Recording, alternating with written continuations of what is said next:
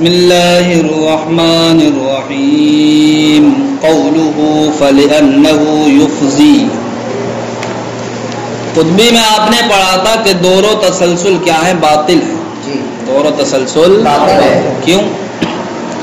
اس لیے کہ اگر ہم دور و تسلسل کو باطل نہ مانیں بلکہ کیا مانیں؟ صحیح مانیں.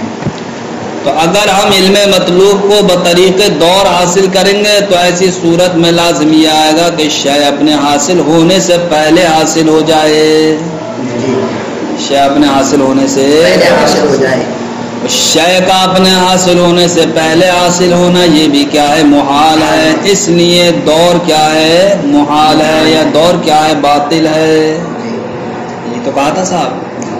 دوسری شک کیا تھی؟ تسلسل کی. وہ آگے ذکر کی جائے گی، پہلے یہی رک رہی ہے آپ. تو کیا کہا گیا تھا دور کے بطلان کے لیے؟ دور کے بطلان کے لیے یہ کہا گیا تھا کہ اگر جناب والا دور کے ذریعے سے ہم کسی شے کو حاصل کریں تو جناب والا شے اپنے حاصل ہونے سے پہلے حاصل ہو جائے گی. شے حاصل ہونے سے پہلے حاصل ہو جائے گی. اب کیسے حاصل ہو جائے گی؟ بس اسی کی وضاحت علامہ میر کر رہے ہیں کہ اگر دور بمرتبہ واحدہ ہو، بمرتبہ واحدہ یعنی کہ ایک شے دوسری شے پر موقوف ہو، بس یہیں تک ہو سلسلہ، تو اس کو کہیں گے دور بمرتبہ واحدہ. اور اگر جناب والا یہ چیز یعنی مثلا الف موقوف ہو با پر، با موقوف ہو جیم پر، تو یہ دو سے آگے بڑھ گیا سلسلہ. تو یہ دور بمرتبہ واحدہ نہیں کہلا گا بلکہ دور بمرتبہ اثنین کہلا گا. ایسی آپ اور چیزیں بڑھا لو کہ الف موقوف ہو با پر، با موقوف ہو جیم پر، جیم موقوف ہو گائے پر، دال پر، تو اب یہ جناب والا دور بمرتبہ کیا کہلا گا؟ ثالثہ کہلائے گا. تو اگر جناب والا دور بمرتبہ واحدہ ہو یعنی کہ پوزیشن یہ ہو کہ ایک چیز بس دوسری چیز پر کیا ہو؟ موقوف ہو، تو ایسی صورت میں جناب والا شے اپنے حاصل ہونے سے دو درجہ پہلے حاصل ہو جائے گی. شے تو علامہ میر کہتے ہیں کہ اگر جناب والا دور بمرتبہ واحدہ ہو تو یہ اس بات کی جانب مفضی ہے کہ شے اپنے حاصل ہونے سے پہلے دو درجہ پہلے حاصل ہو جائے. شے اپنے حاصل ہونے سے دو درجہ پہلے حاصل ہو جائے. شے اپنے حاصل ہونے سے دو درجہ پہلے حاصل ہو جائے. کیسے حاصل ہوگی؟ اس لیے حاصل ہوگی کہ مثلا آپ نے کہا الف موقوف ہے، یہاں سے چلو الف موقوف ہے گائے پر بابا، تو الف بنا موقوف، با بنا موقوف علیہ. موقوف علیہ کیا ہوتا ہے جناب والا؟ پہلے ہوتا ہے، لہذا با پہنچ گیا یہاں پر. با کہاں پہنچ گیا؟ الف سے پہلے پہنچ گیا، تو با ہو گیا الف سے سابق. با کیا ہو گیا؟ اب با موقوف ہے جناب والا آ پر، تو آ بن گیا موقوف علیہ. با بنا موقوف، موقوف علیہ کیا ہوتا؟ پہلے ہوتا ہے، لہذا اب آ پہنچ گیا با سے پہلے، تو آ ہو گیا سابق پر سابق. با کیا ہو گیا؟ آ ہو گیا سابق پر سابق. تو اب اگر جناب والا کوئی شے سابق ہو جائے، کوئی شے تو اس کو کہا جاتا ہے کہ یہ ایک درجہ پہلے حاصل ہو گئی. اور اگر وہی شے سابق پر سابق ہو جائے تو اس کو کہا جاتا ہے کہ یہ شے دو درجہ پہلے حاصل ہو گئی. تو اب دیکھو دور بمرتبہ واحدہ کی صورت میں الف دیکھو دو درجہ پہلے حاصل ہو گیا نہیں ہو گیا؟ اس لیے کہ الف سابق نہیں ہے بلکہ الف سابق پر سابق ہے. الف کیا؟ سابق پر سابق ہے. اور جب کوئی شے سابق پر سابق ہو جائے تو کہا جاتا ہے کہ یہ دو درجہ پہلے حاصل ہو گئی. اس لیے اگر دور بمرتبہ واحدہ ہو تو یہ اس بات کی جانب مفضی ہے کہ شے اپنے حاصل ہونے سے دو درجہ پہلے حاصل ہو جائے گی. سمجھ گئے؟ میں یہی سمجھایا. اذا کان الدور بمرتبہ واحدہ، جب دور کیا ہو؟ بمرتبہ واحدہ ہو. کما اذا توقف آ علی با و با علی آ، جیسا کہ جب آ موقوف ہو قائے پر با پر اور با موقوف ہو آ پر تو لازم آئے گا کہ ان یکون آ مقدمن علی نفسہ کہ آ کیا ہو جائے مقدم ہو جائے اپنی ذات پر. اپنی ذات پر مقدم کیسے ہوگا یہ؟ ارے اپنے سابق سے سابق پہنچ جائے گا یہ اپنے سابق پر سابق ہو جائے گا یہ. وحاصلا قبل حصولی اور حاصل ہو جائے اپنے حاصل ہونے سے پہلے بمرتبتین دو درجہ پہلے ہی کیا ہو جائے وہ حاصل ہو جائے. وَقَذَا يَكُونُ با مقدمًا عَلَى نَفْسِهِ اسی طریقے سے با یہ جب مقدم ہو جائے گا اپنی ہی ذات پر تو وہ حاصل ہوگا اپنے حاصل ہونے سے دو درجہ پہلے. وَذَالِكَ وہ اس لیے کہ الف یہ کیا ہے سابق ہے عَلَى سابقہ اپنے سابق پر. وَلَوْ كَانَ فِي مَرْتَبَةٍ سَابِقَةٍ لَكَانَ مُقَدَّمًا عَلَى نَفْسِهِ بِمَرْتَبَةٍ وَاحِدَةٍ تو اگر جناب والا الف یہ مرتبہ سابق میں ہوتا سابق پر سابق نہ ہوتا بلکہ مرتبہ سابق میں ہوتا تو ضرور وہ مقدم ہوتا اپنی ذات پر بمرتبہ واحدہ. فَإِذَا سَبَقَ لیکن جب وہ سابق ہو گیا اعلیٰ سابق ہی اپنے سابق پر یعنی کہ جب الف کا حال یہ ہو گیا کہ وہ سابق پر سابق ہے. حال یہ نہیں ہے کہ الف سابق ہے بلکہ الف سابق پر سابق ہے تو کہتے ہیں فقط تقدم علی نفسہ تو الف مقدم ہو جائے گا اپنی ہی ذات پر بمرتبتین دو درجہ. وقس علیہ حال با اور اسی پر با کے بھی حال کو قیاس کر لیجیے. سمجھ گئے کہ دور بمرتبہ واحدہ ہوگا یعنی بمرتبہ واحدہ ہوگا لیکن ایسی صورت میں شے کا حصول دو درجے پہلے ہوگا. اور اگر دور بمرتبہ اثنین ہوگا تو ایسی صورت میں شے کا حصول تین درجہ پہلے ہوگا. سمجھ گئے کہ دور کا درجہ ایک کم ہوگا اور شے کا حاصل ہونا ایک درجہ زیادہ ہوگا. قولہ ان عنیتم تسلسل کو جو باطل کیا گیا تھا وہ اس بات سے باطل کیا گیا تھا کہ اگر ہم تسلسل کو صحیح مان لیں تو اگر ہم علم مطلوب کو حاصل کریں بطریقہ تسلسل تو ایسی صورت میں امور غیر متناہیہ کا استحضار لازم آئے گا اور امور غیر متناہیہ کا استحضار کیا ہے باطل. لہذا تصور و تصدیق کو بطریقہ تسلسل حاصل کرنا یہ کیا تھا باطل. یہ تو کہا تھا آپ نے. اسی پر معترض نے اعتراض ٹھوک دیا تھا. اس نے اعتراض یہ کیا تھا کہ آپ نے جو یہ کہا کہ اگر ہم بطریقہ تسلسل علم مطلوب کو حاصل کریں تو امور غیر متناہیہ کا استحضار لازم آئے گا تو آپ بتائیے اس استحضار سے مراد کیا ہے. اگر آپ کی مراد یہ ہے کہ امور غیر متناہیہ کا استحضار دفعتاً واحدہ لازم آئے گا دفعتاً تو ہمیں یہ تسلیم ہی نہیں ہے یعنی کہ ہمیں یہ ملازمہ تسلیم نہیں ہے کہ اگر ہم بطریق تسلسل علم مطلوب کو حاصل کریں تو امور غیر متناہیہ کا استحضار لازم آئے گا یہ ہمیں تسلیم نہیں. اور علت بیان کی تھی کیوں؟ اس لیے کہ امور غیر متناہیہ یہ مطلوب کے حصول کے لیے معدات ہیں اور معد کہتے ہیں اس کو جو اپنا وجود کھو کر دوسرے کو وجود دے. تو اب امور غیر متناہیہ میں سے صرف ایک ہی امر کافی ہوگا جو مطلوب کو کیا دے دے وجود دے دے جو امر مطلوب سے کیا ہو سابق ہو. اب ایسی صورت میں جب ہم نے امور غیر متناہیہ کو معد مان لیا معد تو معد چونکہ مطلوب کے ساتھ جمع نہیں ہوتا ہے تو امور غیر متناہیہ کا مطلوب کے ساتھ جمع ہونا لازم نہیں آئے گا. جمع ہونا لازم نہ آنا یہی تو معنی ہے امور غیر متناہیہ کا استحضار نہ ہونا. امور غیر متناہیہ کا جمع ہونا لازم آئے گا تو کہیں گے کہ یہ امور غیر متناہیہ کا استحضار ہے. اور جب امور غیر متناہیہ کا جمع ہونا لازم نہیں آئے گا تو اس کو کیا کہیں گے کہ امور غیر متناہیہ کا استحضار نہیں ہے.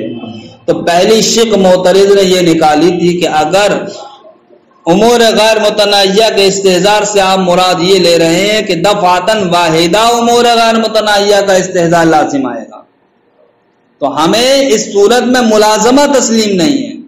ملازمہ بھی سمجھاؤں گا میں بعد ابھی ذہن میں لفظ ملازمہ رکھو کہ امور غیر متناہیہ کا استحضار سے مراد آپ اگر یہ لیتے ہیں کہ اگر امور غیر متناہیہ کا استحضار دفعتاً واحدہ لازم آئے گا تو ہمیں اس صورت میں ملازمہ تسلیم نہیں، اور اگر آپ امور غیر متناہیہ کے استحضار سے مراد یہ لیتے ہیں کہ زمانہ غیر متناہی میں امور غیر متناہیہ کا استحضار لازم آئے گا تو ہمیں یہ ملازمہ تو تسلیم ہے کہ ہاں غیر متناہی امور کا استحضار لازم آئے گا زمانہ غیر متناہی میں، لیکن ہمیں یہ بات تسلیم نہیں کہ ایسا استحضار کیا ہے محال ہے۔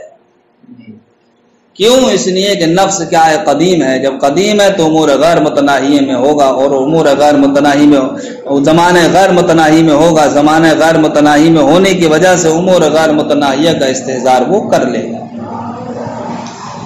یہ تو میں نے تمام باتیں وہ بتا دی جو قطبی میں آپ نے پڑھی تھی۔ ان تمام باتوں سے علامہ میر کیا بات بتانا چاہتے ہیں؟ صرف ایک بات چھوٹی سی بتانا چاہتے ہیں کہ معترض نے دو زمانے ذکر کیے۔ ایک کا زمانہ ذکر کیا کہ دفعتاً واحدہ یعنی آنے واحد جس کو کہتے ہیں، کیا آنے واحد، جس کو اپنے کیا کہتے ہیں پل بھر۔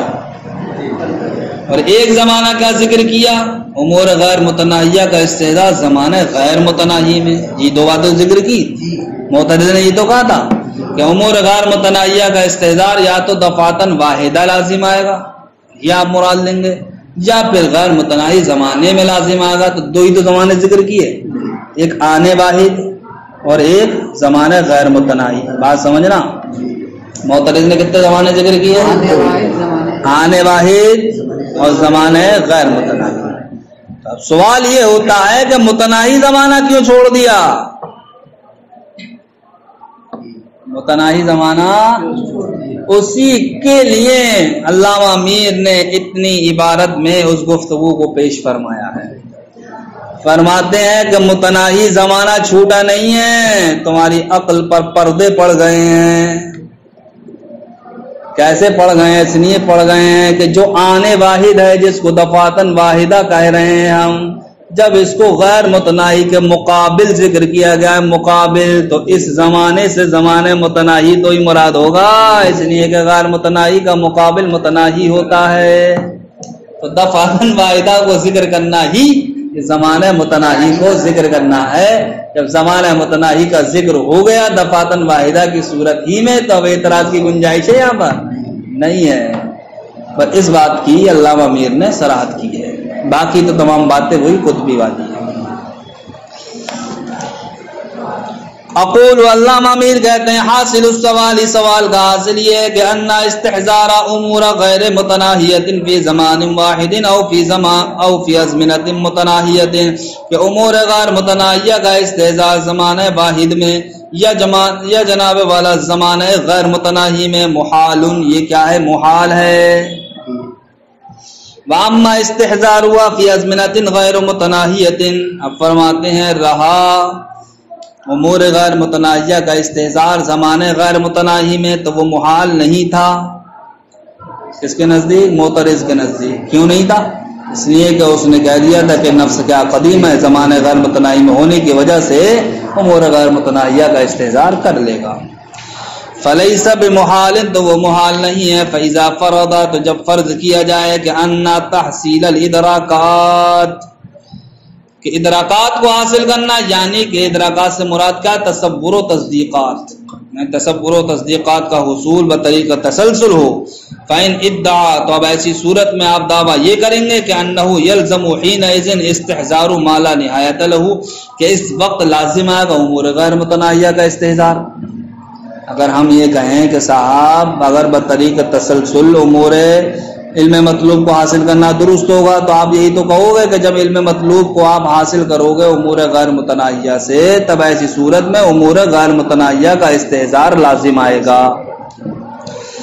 اب اما دفعتاً واحدہ، یا تو جناب والا دفعتاً واحدہ امور غیر متناہیہ کا استحضار لازم آئے گا، او فی زمان متناہی، یا پھر جناب والا زمانہ متناہی میں، یعنی کہ دفعتاً واحدہ کے ساتھ ہی یہاں پر علامہ میر نے کس کو ذکر کر دیا؟ زمانے متناہی کو ذکر کر دیا، اور اس بات کو بتا دیا کہ جناب والا دفعتاً واحدہ کے ذکر میں ہی زمانے متناہی کا ذکر پا لیا گیا۔ منعنا الملازمت، تو ہم ایسی صورت میں ملازمے پر منع وارد کر دیں گے، یعنی کہ ملازمے کا ہم کیا کر دیں گے؟ انکار کر دیں گے۔ یہ بات ابھی رہ گئی ہے، اچھا ملازمہ سمجھانا، یہ آخر میں مجھے یاد دلا ہوا ہے۔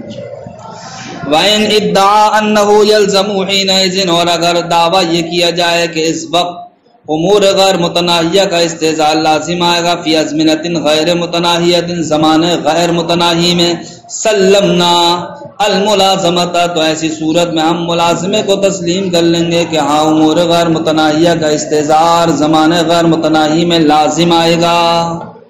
وَمَنَعْنَا بُطْلَانَ اللَّازِمِ، لیکن ہم ایسی صورت میں لازم کے بطلان پر منع وارد کر دیں گے۔ لازم کے بطلان پر یعنی کہ امور غیر متناہیہ کا استحضار زمانے غیر متناہیہ میں یہ باطل ہے، اس باطل کو ہم کیا کر دیں گے؟ انکار کر دیں گے اس باطل کا۔ کیوں؟ لجواز، اس بات کے جائز ہونے کی وجہ سے، ان یکون النفس قدیمہ، کہ نفس کیا ہو؟ قدیم ہو، موجودۃ فی ازمنۃ غیر متناہیۃ ماضیۃ، اور موجود ہو جناب والا زمانے غیر متناہی ماضیہ میں، وتحصل لها فی تلک الازمنۃ، تو اب اس کے لیے اس زمانے میں ادراکات غیر متناہیہ حاصل ہو جائیں گے۔ فیحصل لها الان، تو اب نفس کے لیے الادراک المطلوب، ادراک مطلوب، الموقوف جو موقوف ہے علی تلک الادراکات التي لا تناہی، ان ادراکات پر جو کیا ہیں؟ غیر متناہی ہیں، نفس کے لیے وہ مطلوب کیا ہو جائے گا؟ حاصل ہو جائے گا، اس لیے کہ نفس کیا قدیم ہے، زمانے غیر متناہی میں ہوگا، تو امور غیر متناہی کا کیا کر لے گا؟ وہ استحضار کر لے گا۔ اب بات تمہاری کیا تھی کہ پہلی صورت میں ہم ملازمے کا انکار کر دیں گے۔ کون سی پہلی صورت؟ کہ اگر تمام تصورات و تصدیقات کو ہم نظری ماننے کی صورت میں بطریق تسلسل حاصل کریں، اور جناب والا ہم یہ کہیں کہ ایسی صورت میں دفعتاً واحدہ امور غیر متناہیہ کا استحضار لازم آئے گا، تو معترض کیا کہہ رہا ہے کہ ہم ملازمے کا کیا کر دیں گے؟ انکار کر دیں گے۔ ملازمہ اس بات کو کہتے ہیں کہ ایک چیز سے دوسری چیز کا لازم آنا، ایک چیز کا دوسری چیز، ایک چیز سے دوسری چیز کا لازم آنا، یہ کہلاتا ہے ملازمہ۔ پھر ہم دوسری چیز کو کیا کہتے ہیں؟ دو باطل ہے۔ ہم نے کوئی مقدمہ پیش کیا تو اس میں ایک کیا ہوتا ہے؟ مقدم، دوسرا کیا ہوتا ہے؟ تالی۔ مقدم کے بعد تالی لازم آتا ہے تو اس کو کہیں گے ہم ملازمہ۔ پھر کیا کہتے ہیں ہم؟ تالی باطل ہے، تالی باطل ہے تو کہہ دیتے ہیں مقدم بھی اسی کے مثل ہوگا۔ اب یہاں پر کیا بنے گا میٹر یہ بنے گا کہ اگر ہم یہ کہیں کہ تمام تصورات و تصدیقات کو بطریق تسلسل حاصل کرنا اگر درست ہو، تو ہم نے کمی یہ اجاگر کی تھی کہ تمام تصورات و تصدیقات اگر بطریق تسلسل حاصل کیے جائیں تو امور غیر متناہیہ کا استحضار لازم آئے گا۔ تو امور غیر متناہیہ کا استحضار لازم آنا یہ کہلائے گا ملازمہ۔ اگر ہم تصور و تصدیق کو بطریق تسلسل حاصل کریں تو ایسی صورت میں کیا لازم آ رہا ہے؟ امور غیر متناہیہ کا استحضار۔ تو امور غیر متناہیہ کے استحضار کو مستلزم ہے کون سی چیز؟ تصور و تصدیق کو بطریق تسلسل حاصل کرنا۔ تو تصور و تصدیق کو بطریق تسلسل حاصل کرنا یہ ہوا ملزوم، اور اس سے لازم کیا ہے؟ امور غیر متناہیہ کا استحضار۔ تو ان کے درمیان کی جو نسبت ہوگی وہ نسبت کہلائے گی ملازمہ۔ یعنی کہ اس صورت میں لازم کیا آ رہا ہے؟ کس صورت میں؟ کہ ہم امور غیر متناہیہ ہم کیا کہیں کہ تصور و تصدیق کو بطریق تسلسل حاصل کریں، تو یہ ہمیں کہاں تک پہنچا رہا ہے؟ امور غیر متناہیہ کے استحضار تک۔ تو یہ ایک چیز دوسری چیز کو کیا ہوئی؟ مستلزم ہوئی۔ تصور و تصدیق کو تسلسل سے حاصل کرنا یہ مستلزم ہوا کس بات کو؟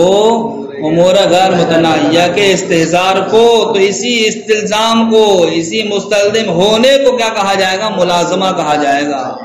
اسی درمیان کی نسبت کو کیا کہا جائے گا؟ ملازمہ کہا جائے گا۔ ٹھیک۔